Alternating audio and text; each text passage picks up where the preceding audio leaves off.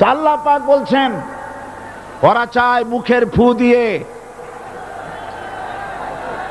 শুনতে পারবেন, থামেন, শুনতে পারবেন, অপেক্ষা করেন। আল্লাহ পাক বলছেন মুখের ফু দিয়ে ওরা আমার আলোকে নির্বাপিত করতে চায়, কিন্তু আমার আলোকে তারা নির্বাপিত করতে পারবে না।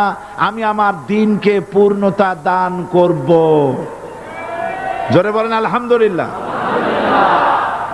কবি বলছেন সাথে জাকা রহা হ্যায় अज़ल से ता इमरोज़, सते जाका रहा है अज़ल से ता इमरोज़, चरागे मुस्तफा भी से शरारे बुलाबीस। সেই আবহমান কাল থেকে শুরু করে মুহাম্মদ সাল্লাল্লাহু আলাইহি সাল্লামের চেরাগকে, ইসলামের আলোকে নিভিয়ে দেওয়ার জন্য আবু জাহেলের গোষ্ঠীরা চিরকাল চেষ্টা করেছে।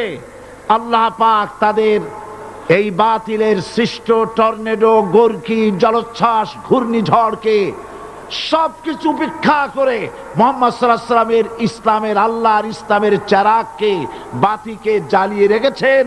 জ্বলছে, জ্বলবে, কিয়ামত পর্যন্ত কেউ নিভাতে পারবে না।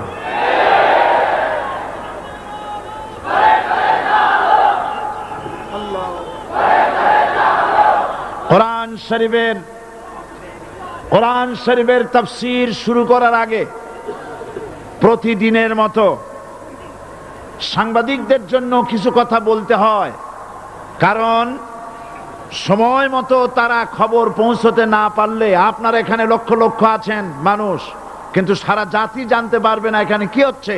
এই জন্য আমি আজকের বক্তৃতায় কি সব কথা আনবো, তাফসীরের মাধ্যমে কি সব কথা আসবে, তার একটা সামারাইজ, তার সার সংক্ষেপ, অর্থাৎ নিউজের হেডলাইন যেমন বলা হয় সেরকম কিছু